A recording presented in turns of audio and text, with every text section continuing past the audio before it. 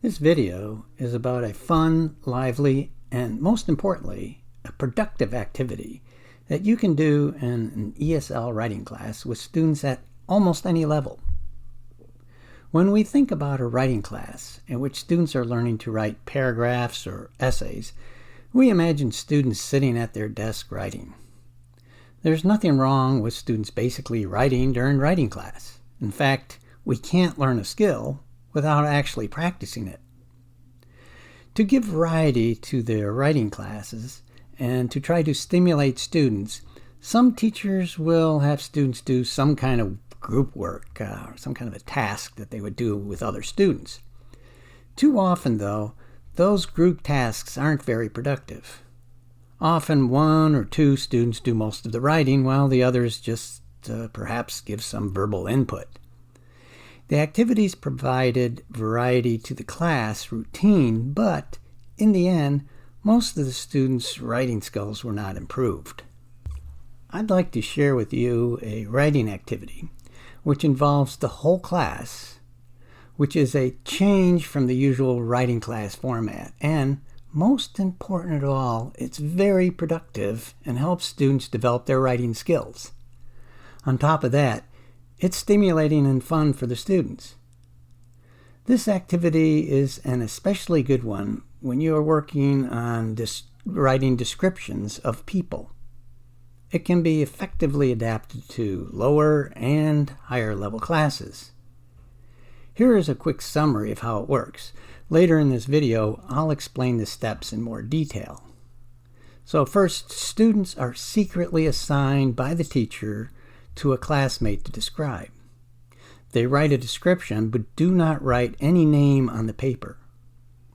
The descriptions are taped to the wall of the classroom, and the students move around the room, read the descriptions, and write on a separate piece of paper the name of the classmate who is described. Here is a sample of what student once wrote. Secret classmate number 12. This classmate seemed shy at the beginning of this term, but now he talks a lot. When he is in a group, the members laugh a lot because he is funny. He knows a lot about computers, so he has helped some of us when we problems. For 1 week, he wore a hat to class. We found out that it was because he didn't like his new haircut. Last week, he came to class late because he accidentally left his smartphone on the bus and had to go to the bus station to get it. I think he would be a great airline steward because he likes to travel and can talk to people easily. Who is classmate 12? During this activity, all the students are circulating around the periphery of the room, reading descriptions hanging on the wall with no names on, and trying to determine who is being described in the paragraphs. Each student seems very focused on reading the descriptions, searching for the classmate who is the object of the description, but also looking out of the corner of their eyes to see what kind of reaction others are having to the description that they had secretly written. There is energy in the room, a lot of interacting, and a lot of laughing.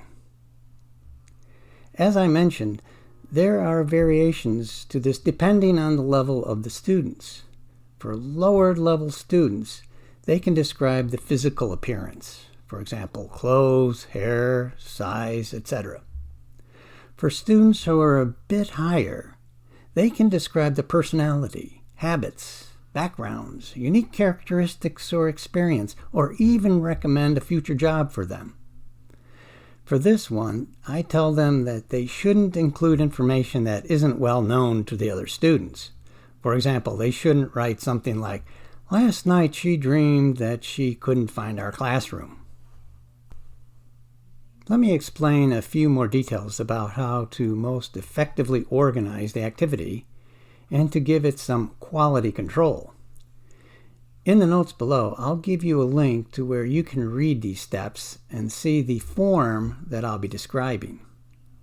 You'll also find a few more details about some of the logistics for doing this at that link. So first, students are secretly assigned by the teacher to a classmate to describe.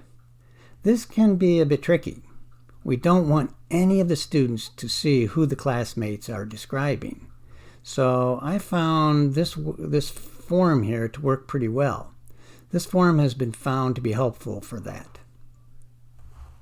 Before handing these out, you'll want to write a number on them. You'll also write the name of the person who is going to do the description and the name of the person that they are going to describe. And then you randomly pass out the forms with the numbers on them. Each student will receive a form. You tell the students to write only the number on their description, not any name. And then they return these forms to you. Then, step 2, they will describe the classmate physically and or their personality. You'll tell the students to not write their descriptions too small or too light. And I would recommend you demonstrate how these will be hung on the wall so that they'll understand why this is so important that they write large enough for somebody to read from a little bit of a distance. Then number 3, after they write their descriptions, you briefly read them to make sure that there is nothing inappropriate in them. And then number 4, you attach the descriptions on the wall or randomly hand them out with tape and have each student post one somewhere on the wall in the room. And then number 5, they walk around the room with a piece of paper and try to identify the classmate described and write their names next to a number. Step 6. When most students have finished step 5, the teacher asks them to stop. Then, as a whole class, they tell the teacher who they think was described on each paper, and the teacher confirms the correct answer. I'm never surprised by the enthusiasm students show when doing this activity, and at how much energy there is in the room during it. And I'm continually amazed at how entertained I, as the teacher, am when I read what they wrote about their classmates. For example, here is one of my favorite last lines in a description that a student wrote about a classmate. This student would be a good toy salesman. He likes to talk about games. For more discussions about teaching ESL, please visit my blog, Common Sense ESL. I'm planning to continue to add more videos about teaching ESL conversation, writing, reading, and grammar to my channel, Student-Centered Teaching ESL by David Kehe. Feel free to subscribe. See you next time.